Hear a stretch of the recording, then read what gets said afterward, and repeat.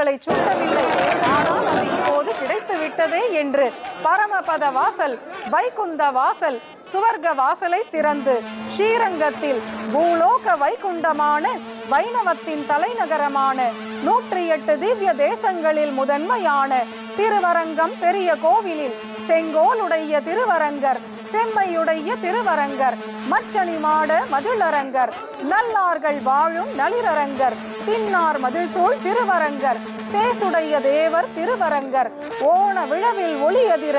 மூறி நிமிர்ந்து முழங்கி புறப்பட்டு கஜசிம்ம நடை போட்டு அடியார் தங்கள் இன்பமிகு பெரும் குழுவு கண்டு சிற்றஞ்சிறு காலையில் தரணியாளும் பரணி நட்சத்திரத்தில் மங்கள வாசரமான செவ்வாய் கிழமையில் வைஷ்ணவ மாசமான மார்கழியில் ஹரிதினமான வைகுண்ட ஏகாதசியில் ரத்னாங்கியில் கிளி மாலையில் பாண்டியன் கொண்டையில் பவனி வந்து மத்தளம் கொட்ட வரிசங்கம் நின்றூத பொங்கோதம் சூழ்ந்த புவனியும் விண்ணுலகும் காண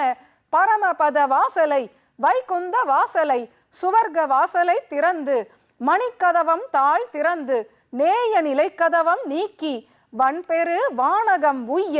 அமரர் உய்ய, மண் உய்ய, மண்ணுலகில் மணிசர் உய்ய, துன்பமிகு துயர் அகல, அயர் ஒன்றில்லா சுகம் வளர, அகமகிழும் தொண்டர் வாழ,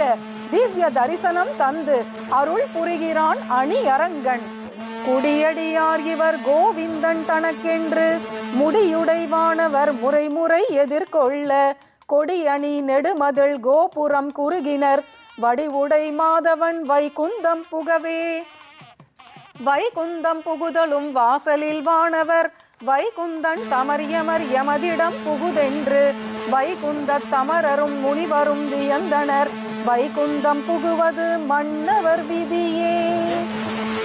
பரமபத வாசலை, வைகுந்த வாசலை, சுவர்க்க வாசலை திறந்து ஸ்ரீரங்கநாயகன் திருவரங்க செல்வன் செங்கோலுடைய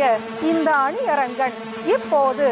இந்த மணல்வெளி என்று சொல்லப்படக்கூடிய அந்த கொட்டகையில் எழுந்தருளி, ஆயிரங்கால் மண்டபத்தில் எழுந்தருளி